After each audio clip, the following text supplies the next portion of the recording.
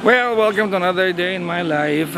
This is day 41 and nasa Beijing Road ako dito sa may Guangzhou. Kung paano ako nakarating dito, surprise. Hindi ko sabihin sa inyo pero nandito ako ngayon. May mga mall dito May mga restaurants and whatnot.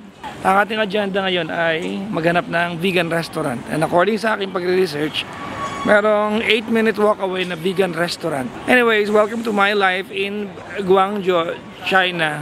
Ang problema ko, alas 5 pa ng hapon magbubukas yung nakita kong vegan restaurant. So wala akong gagawin dito. Ano kaya pwede kong gawin dito sa Beijing Road Walk?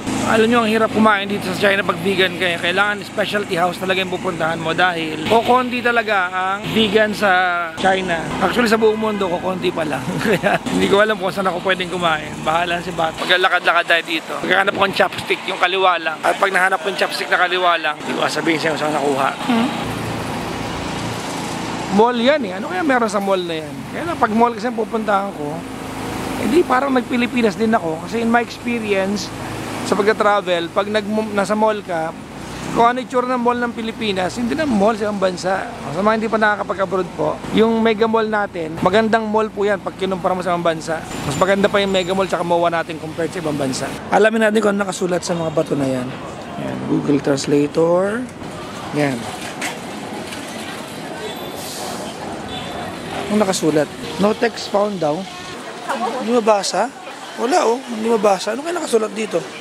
Ano kaya nakasulat doon sa mga bato na yon? Laki ng problema ko, di ba? Huwag muna ako sa punong kahoy na to. Wala akong ginagawa Dahil alas 5 pa magbubukas yung vegan restaurant na nakita ko, bibili tayo ng tanghulo. Ito yung kinain namin sa Japan. Ano kaya masarap tanghulo? Nag-uusap pa sila, hindi ko alam kung nag-uusapan nila.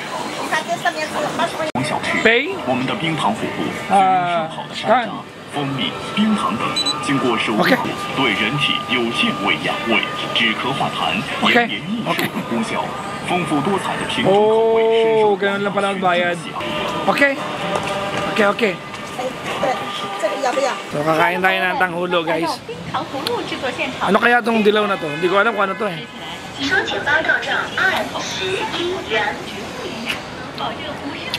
Ito. Ano ito nasa unahan? Kamatis?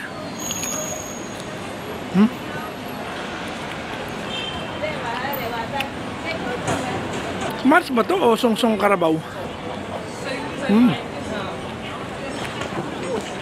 Kung Ilocano ka, alam mo yung song-song karabaw. Ang harap. Sobrang sarap. Parang sarap ng prutas, Parang gusto ko. Ayan, Sarap. Yeah. Okay. Inabutan na tayo ng ng pangsipit. Kuha tayo ng strawberry. Yeah. Together, okay? I think they mix. Wait, what is this? Sangwa. Sangwa. Winter melon? It's kind of melon, yeah. Yeah, it's winter melon. Okay. Let's try this one. Honey melon. And let's have some kiwi. Oh, what is this? Ano kaya to? What is this? 杨梅。 Oh, sorry. 什么？柠檬茶是吗？不要茶。 What's this? 不要茶。It's raspberry. It's a berry. It is a berry. 不要茶你就挑水果啊。 Berry daw, berry. 对呀。 Bayabas. Saka ito. Ano kaya to? Ano kaya to? Hindi ko alam kung paano natin kakainin to. Okay na siguro to. Ano kaya yan? Ilalagay niya ngayon sa malaking lagayan tapos kakainin natin. 48. Yeah. Okay. Parang galit siya, no? Isigawan tayo. Okay, thank you. So kakain muna tayo. Saan kayo pwede maupo para kumain? Ang dami kong kinuha, guys, Isang gala. Paano kung maubos to? Sobrang dami ko yata nakakuha ang pagkain doon. Hindi ko alam kung ano nilagay nilang powder. Parang paminta na may asukal, na may bawang, na may asin. Ang sarap.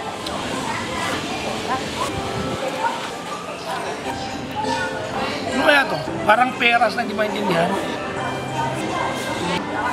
Hindi ko alam kung anong berry ito. Hindi ka naubos yung prutas. Siguro may natira ako mga 20% ng buong pack na kinain ko. Sobrang dami naman kasi, no?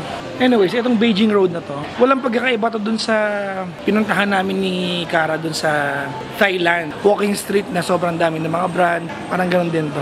Parang siyang shopping square or shopping street. Madaming mga brands. International, mga American brands. Tsaka, meron ding karamihan dito, Chinese brands. So, maiksi lang tong Beijing Road na, na ito, yung shopping street. Parang less than a kilometer, itong walkway na to. Kasi yung mga shops, diba, sarado pa. Or if not sarado, walang laman. Kasi, hindi siya operational, walang laman. It looks largely like Hong Kong. Kung nakapag Hong Kong ka na, ganito rin sa Hong Kong. The signage, the structures and everything, yung vibe, alakas baka Hong Kong. Although, ang mga dito, mga taxi dito ay karamihan electric car. Karamihan mostly electric car yung mga taxi dito. Meron pa rin mga gasoline type, pero ang dami ng electric car. Lalo pag nag-book ka ng Didi. Yun yung pinaka-popular na ride-hailing app dito. Ba sa atin, Grab, sa ibang bansa Grab. Pero dito, Didi. Ang darating madalas ay mga electric car na. So nandito sa area na to, yung pupuntahan ko mamaya na vegan restaurant. Although 5 PM pa yun. Alas 4 pa lang. So I think I wanna be wise about what I do today. Dahil makapal yung suot ko, papasok muna ako ng mall. Pasok ako ng mall, maghanap tayo ng kapihan para makapagpahinga tayo. Pakita ko sa inyo yung mall. Yung mall ng Pilipinas isa sa mga pinakamagagandang mall sa buong mundo. Totoo lang. Mas magandang mall natin sa Pilipinas. No kidding. Ano kayang floor yung mga pwedeng magkape? Parang podium siya. Pero between this and podium ako. Walang alam biro Mas magandang mall sa Pilipinas. We have better malls than other countries. Hindi ko alam Sabi natin mahirap tayong bansa sa Pilipinas pero ang dami natin mall at ang daming laging tao sa mall. Sa another part ng walking street nila dito, medyo aesthetic yung datingan ng mga galawan dito guys. Tingnan nyo. Hindi ko alam kung ano yung mga nasa punong kahoy niyan. But I have a good guess na parang festivity. No, thank you. Thank you.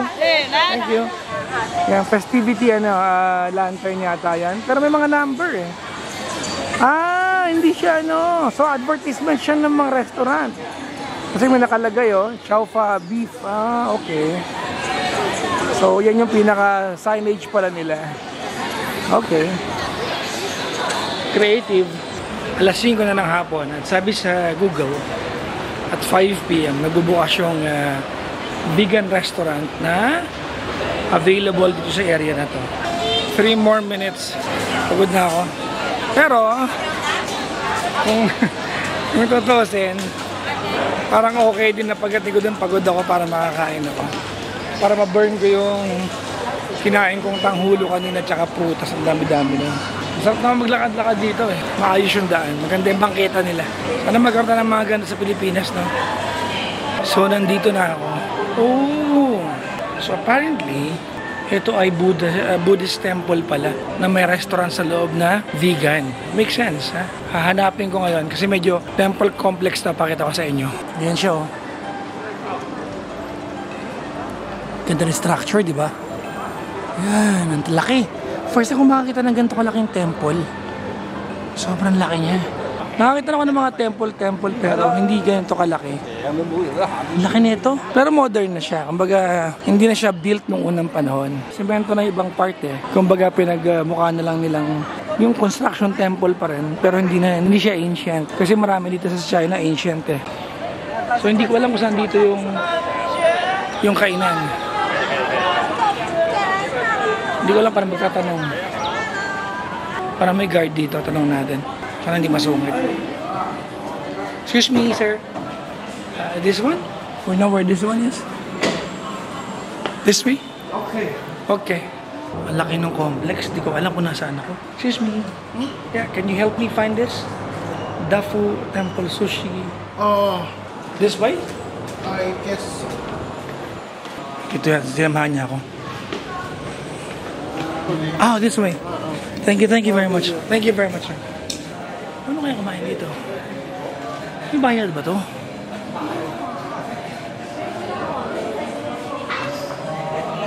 Saan magbabayad kaya? Hindi ko pa rin mahanap. Tinuro sa akin pero templo to eh. Hindi yan yung kainan eh. So hindi ko alam saan yung kainan. Where is this? Yeah, yeah, food. 负一楼。Yeah. 你是假如大伙是素食馆那自助餐吗？ Nasa basement daw. Yung buffet. Dito sa templo, imbis na basement na nakalagay, -1. Yung first floor, 1F. Diba? 1 floor, parang ganun. I'm sorry, speak English. 先买单。 Pay? 哦，彼此係嗰度係係。 Pay first? 哦，直接。 Okay, bayad daw muna. So yung 108 yuan ay parang 800 pesos. Okay. I can eat now? Gusto ko na kumain. Ang daming kailangan gawin. So kakain na tayo. Konti-konti lang kakainin natin. Para ma-enjoy natin. So ito yung plato. Hindi ko alam kung tama ginagawa ko. Konti lang siguro ang soup gawin natin. So ito ang buffet ng mga vegan at vegetarian. Ano kaya nasa gitna? Parang especially nasa gitna eh. Hindi ko alam kung ano yan, pero kinuha natin. Tofu, ito tofu. 2 piraso. Ano kaya ito? Parang veggie meat, oh. Veggie meat. Patay 2 piraso lang. Tatlohin na natin. Okay? Tatlo. Hindi ko na alam kung ano kinakain ko. Pero alam ko na vegan ito. So, kakainin natin. Ito kaya, ano kaya ito? Parang patatas lang. Hindi naman. Kuha tayo 1 piraso siguro. Parang nori eh. Parang seaweed eh. No? First batch natin. Kain muna tayo ng first batch. Tapos balik tayo for second batch. Kasi marami pa dun sa part na yun. Let's go. O, check ko muna yung pagkain sa part na to para alam ko yung babalikan ko mamaya. Kung may pansit, kuha na ako ng pansit. Meron din oh. Bean curd, mushroom. May mga dumplings sila. So kumuha tayo. Kailangan matikman natin yung pansit. Bean curd, kuha tayo. Ito, mushroom to. Natikman ko na to. Wala tayo konti. Ito, syempre alam niyo lahat to. Talong lang to, di ba? Kuha tayo. Conservatively. Ayan. 2 lang. Para... ito, parang natikman ko na to. Parang asparagus to eh. Kuha tayo 1 piraso lang. Hindi ko gano'ng trip to eh. Kahit magulay ako. Ano kaya to? Sa kuha tayo 1 lang. Yan. Saka ito. Yan. Parang kailangan natin kumuha nito. Ano kaya? Oops. Yan. Feeling ko hindi na ako makakapag-round to kasi ang dami na ito. Pero saan makapag-round to tayo?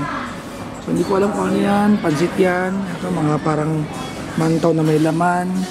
Talong. Bean curd. Hindi ko na alam kung ano yung iba dyan. Pero kainin natin. Tapos may drinks ako dito. Hindi ko alam kung ano rin yan. First time ko magpunta sa isang Buddhist na buffet. Buddhist temple to. Medyo maalat-alat na alam mong ang ginamit nila ay parang coconut milk. Ano kaya to? Ano ba to? Sino nila ito? Ano yun? Ito pizza to.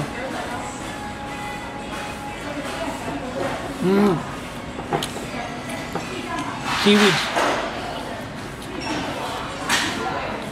Itong pansit nila, tignan natin.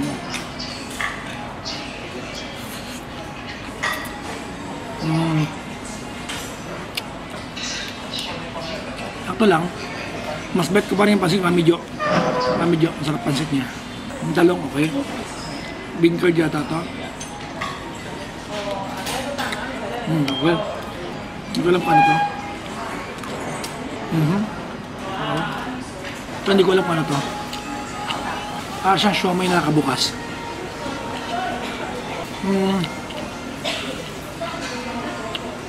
Matabang no, mantika na weird.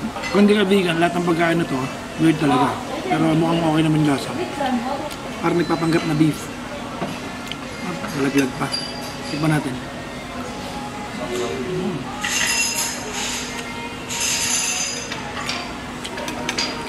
Okay.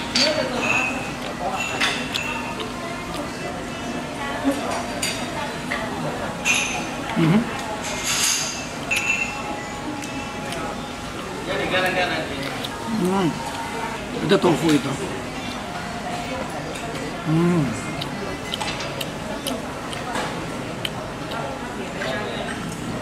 Hindi ko lang kung ano to. Matikman natin.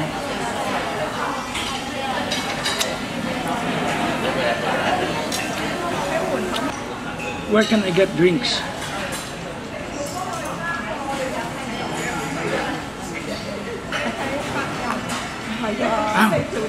Sama daw ako sa kanya. Oh, sisi. Okay. Yeah, thank you very much. 橙汁，这是柠檬水， Okay. 橙汁。 This one. Orange juice. Okay. This is lemonade. 丽， Ano? This? 这是红枣姜茶。 Yeah. 来，红枣姜茶。 Okay, sabi. Red. Date and ginger tea. Oh, 那个还橙汁。 okay. Orange juice. This is lemonade. Thank you. 不好意思。 Pinipilit niyang ito yung kunin ko eh. Huwag tayo lumaban. Baka masarap nga naman to. So sa laki ng restaurant na to, tatlo lang yung drinks. Ang asim. Pero sabi kasi ni auntie, ito na inumin natin. So back to eating tayo. Actually paubos ko na yung kinakain ko eh. Tikman natin to. Ano kaya to? Parang may mga laman siyang ano eh. Mga mushroom, mga gulay.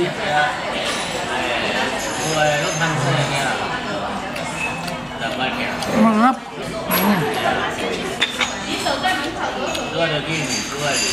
Nasa 850 pesos to. More or less. Sulit ba? Sulit. Kasi hindi makamahalan yung 850 pesos eh. In fairness, mura dito sa China mag-tour. Medyo malala nga lang yung language barrier kasi hindi talaga nag-i-effort mag-English. Ano yung mga dumating ako dito? Hindi ko pa nakikita ang pera ng China. Yung yuan. Kasi ang kailangan mong gawin para punta ka dito, you have to prepare your Alipay account. Parang Gcash siya. Idudugtong mo yung bank account mo sa Alipay. At lahat ng bagay pwede mo nang bayaran sa Alipay. Everything. Masarap lahat ng food pero wala pa akong natikman na talagang babalik-balikan ko. Like nagpunta kami ng Japan ni Kara. Kumain ako sa vegan restaurant doon. Nung uuwi na kami ng Pilipinas, nag-take out pa ako, kinain ko sa Pilipinas ko pa kinain. So dito wala pa akong nakita mabalik-balikan ko. Pero masarap naman lahat. Wala lang yung na-surprise ako ng sarap. Wala pang ganun. Ay, grabe. Ang dami ko nakain doon kanina. Sobra. Parang bubunsol yata ako. Anyways, tutulog muna ang inyong papa guys. Maraming salamat sa inyong panonood. Thank you very much. You guys are awesome. Bye-bye.